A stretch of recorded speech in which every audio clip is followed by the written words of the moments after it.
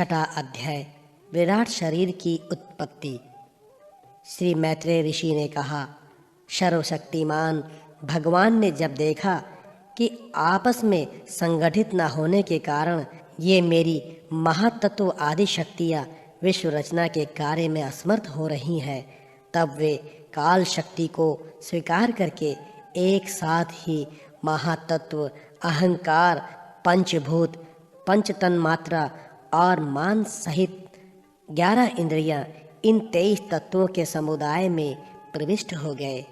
उनमें प्रविष्ट होकर उन्होंने जीवों के सोए हुए अदृष्ट को जागृत किया और परस्पर विलग हुए उस तत्व समूह को अपनी क्रिया शक्ति के द्वारा आपस में मिला दिया। इस प्रकार जब भगवान ने अदृष्ट को कार्योन्मुख किया, तब उस 23 तत्वों के समूह ने भगवान की प्रेरणा से अपने अंशों द्वारा अधिपुरुष विराट को उत्पन्न किया। अर्थात जब भगवान ने अंश रूप से अपने उस शरीर में प्रवेश किया, तब वो विश्व रचना करने वाला महातत्ववादी का समुदाय एक दूसरे से मिलकर परिणाम को प्राप्त हुआ। ये तत्वों का परिणाम ही विराट पुरुष है, जिसमें चराचर जगत विद्यमान है। जल के भीतर जो अंड रूप आश्रय स्थान था, उसमें वो हिरण्मय विराट पुरुष संपूर्ण जीवों को साथ लेकर 1000 दिव्य वर्षों तक रहा। वो विश्व रचना करने वाला तत्वों का गर्भ था तथा ज्ञान, क्रिया और आत्मशक्ति से संपन्न था। इन शक्तियों से उसने स्वयं अपने क्रमशः 1, 10 और 3 विभाग किए। ये विराट पुरुष ही प्रथम जीव होने के कारण समस्त जीवों का आत्मा, जीव रूप होने के कारण परमात्मा अंश और प्रथम अभिव्यक्त होने के कारण भगवान का आदि अवतार है। यह संपूर्ण भूत समुदाय इसमें प्रकाशित होता है। यह आध्यात्म, अधिभूत और आदि देह रूप से 3 प्रकार का, प्राण रूप से 10 प्रकार का और हृदय रूप से 1 प्रकार का है। फिर विश्व की रचना करने वाले महातत्ववादी के अधिपति श्री भगवान ने उनकी प्रार्थना को स्मरण कर उनकी वृत्तियों को जगाने के लिए अपने चेतन रूप तेज से उस विराट पुरुष को प्रकाशित किया, उसे जगाया। उसके जागृत होते ही देवताओं के लिए कितने स्थान प्रकट हुए, ये मैं बतलाता हूँ, सुनो। विराट पुरुष के पहले मुख प्रकट हुआ, उसमें लोकपाल अग्नि अपने अंश वागिनिद्रिया के समेत प्रविष्ट हो गया, जिससे ये जीव बोलता है। फिर विराट पुरुष के तालु उत्पन्न हुए, उसमें लोकपाल वरुण अपने अंश रसनेन्द्रिया के सहित स्थित हुआ, जिससे जीव रस ग्रहण करता है। इसके पश्चात उस विराट पुरुष के नथुने प्रकट हुए, उनमें दोनों अश्विनी कुमार अपने अंश घ्राणोनिंद्रिया के सहित प्रविष्ट हुए, जिससे जीव गंध ग्रहण करता है। इसी प्रकार जब उस विराट देह में आंखें प्रकट हुई, तब उनमें अपने अंश नेत्रेंद्रिया के सहित लोकपति सूर्य ने प्रवेश किया, जिससे नेत्रेंद्रिया से पुरुष को विविध रूपों का ज्ञान होता है। फिर उस विराट विग्रह में त्वचा उत्पन्न हुई, उसमें अपने अंश त्यागेंद्रिया के सहित वायु स्थित हुआ, जिस त्यागेंद्रिया से जीव स्पर्श का अनुभव करता है।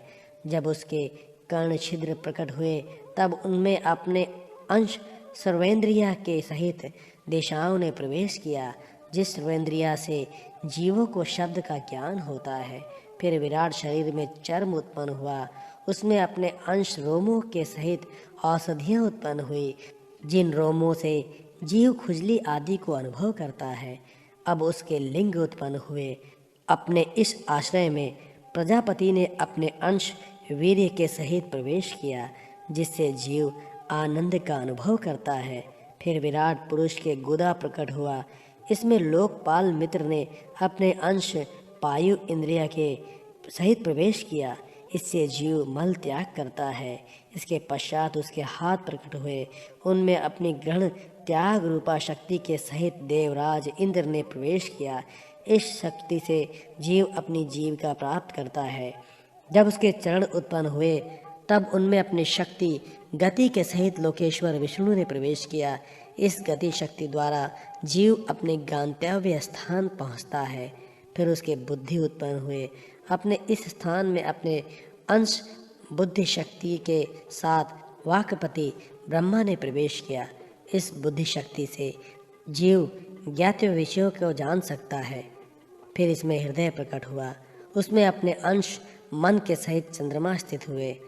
इस मन शक्ति के द्वारा जीव संकल्प विकल्प आदि रूप विकारों को प्राप्त होता है। तत्पश्चात विराट पुरुष में अहंकार उत्पन्न हुआ। इस अपने आश्रय में क्रिया शक्ति सहित अभिमान रुद्र ने प्रवेश किया।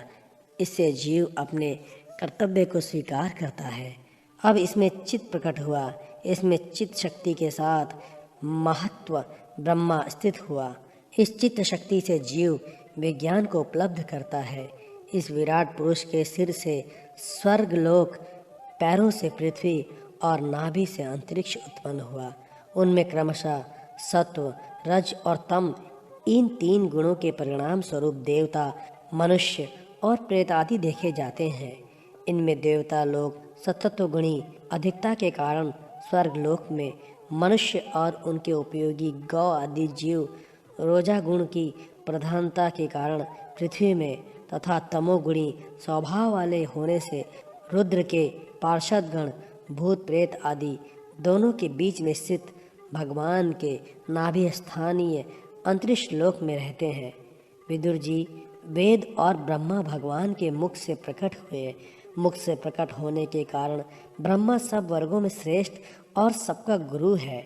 उनकी भुजाओं से क्षत्रिय वृत्ति और उसका अवलंबन करने वाला क्षत्रिय वर्ण उत्पन्न हुआ, जो विराट भगवान का अंश होने के कारण जन्म लेकर सब वर्णों की चोर आदि के उपद्रवों से रक्षा करता है।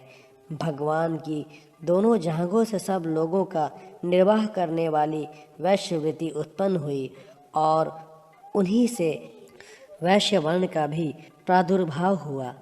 ये वर्ण अपनी वृत्ति से सब जीवों की जीविका चलाता है।